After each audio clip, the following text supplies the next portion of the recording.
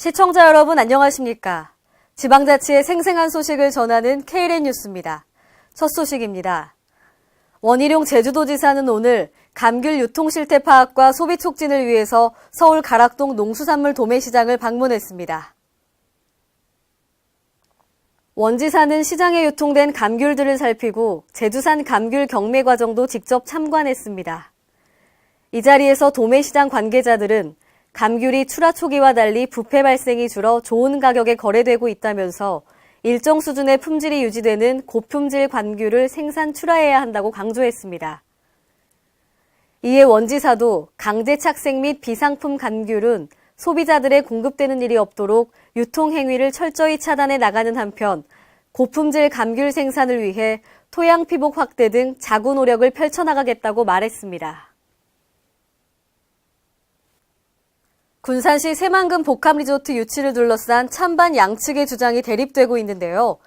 김관영 의원은 오늘 전북도청에서 기자회견을 갖고 내국인 카지노 출입에 따른 부작용을 규제 강화로 해소할 수 있다는 입장을 표명했습니다. 유희광 기자가 보도합니다. 전라북도 군산시 새만금의 복합리조트 유치와 관련 찬반 논란이 이어지고 있는 가운데 김관영 의원이 내국인 카지노 출입에 따른 부작용을 규제 강화로 해소할 수 있다는 입장을 피력했습니다. 김관영 의원은 19일 전북도청 브리핑룸에서 기자회견을 갖고 복합리조트는 강원랜드 같은 단순 도박장, 카지노가 아닌 국제회의장, 쇼핑시설 등 부대시설이 큰 규모를 차지하는 종합적인 시설이라고 주장했습니다. 김 의원은 이미 전 세계적으로 복합리조트가 관광산업의 핵심 사업으로 자리 잡고 있다며 일본의 경우 지난주 복합리조트 관련법이 일본 의회를 통과함에 따라 2020년 동계올림픽 이전까지 복합리조트 개장을 준비하고 있다고 강조했습니다. 또 내국인 출입 카지노에 대한 신중한 고민을 했고 카지노는 피해야 할 문제가 아니고 오픈해서 관리해야 될 산업이다며 충분히 관리가 가능하다는 확신이 섰기 때문에 새만금 복합리조트법을 발의하게 된 것이다며 당위성을 설명했습니다.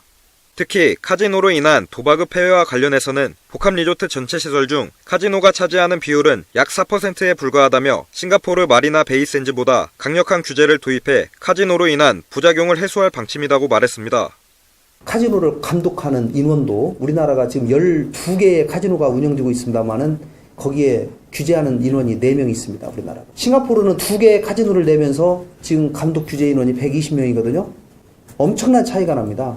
그러나 새만금에 만약에 복합리조트를 도입한다면 여기다는 규제를 150 이상으로 싱가포르보다 더 센 규제를 도입하겠다. 이 밖에도 새만금 복합리조트를 허가해준다는 정부의 얘기는 개장 이전 국제공항, 크루즈 항만 등을 완비하는 것을 보증하는 것과 같고 그런 인프라가 5년 내에 갖춰질 수 있는 요건을 복합리조트는 끌어낼 수 있다며 복합리조트가 새만금에 왔을 때 후속 효과가 굉장히 클 것이라고 목소리를 높였습니다.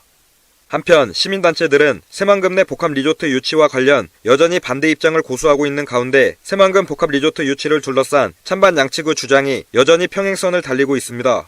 KLN 유희광입니다. 안희정 충남도지사는 오늘 충남도청 대회의실에서 송년 기자회견을 열었습니다. 안희정 충남도지사는 기자회견을 통해 올해 도정 전반에 대해 회고하고 내년 도정 운영 방향을 제시했습니다. 우선 충남 서부 가뭄과 구제역 등은 도민들의 단결된 힘으로 슬기롭게 대처할 수 있었다고 평가했습니다. 또한 충남도가 지자체 중 유일하게 6년 연속 공약 이행 평가 최우수 등급 달성, 대한민국 지식대상 4년 연속 수상, 청렴도 최상위 등 일 잘하는 지방정부의 대명사가 됐다고 평가했습니다. 안 지사는 내년 도정 3대 핵심 과제로 도민 생명과 재산 보호, 경제위기 조기경보 시스템 구축, 지역 현안 국가정책화와 안정적 도정 운영을 제시했습니다. 남원시 보건소는 겨울철 농한기를 맞이해서 경로당을 이용하는 만 60세 이상 어르신을 대상으로 1개소당 4주간 치매 예방 프로그램을 진행합니다. 남원시 보건소의 치매 예방 프로그램은 각 읍면동 마을에 신청서를 받아 12월에는 주생면 제천마을, 200면 과리마을, 보절면 양촌마을 등 총 3개소 마을이 참여하고 있습니다. 주요 프로그램은 치매 예방을 위한 영양교육, 중풍 및 우울증 예방교육과 인지기능 개선을 위한 공예교실로 구성됐습니다.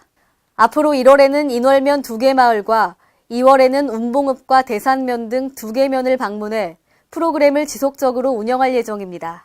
한편 남원시보건소는 치매 예방을 위해 지난해 9개소 245명을 상대로 교육을 실시해 좋은 호응을 얻었습니다. 전주시는 지난 16일 덕진구청에서 역사도심 기본계획 수립 전문가 포럼 및 시민설명회를 개최했습니다. 앞으로 전주시는 역사도심 기본계획안을 확정하고 한옥마을과 연계한 관광자원을 개발할 예정입니다. 김승균 기자가 보도합니다. 전북 전주시가 한옥마을 관광 효과를 극대화하기 위해 역사도심 회복에 속도를 내고 있습니다. 시는 16일 덕진구청 강당에서 관련 전문가들과 전주부성 주변에 거주하는 시민 등이 참석한 가운데 역사도심 기본계획 수립 전문가 포럼 및 시민 설명회를 개최했습니다.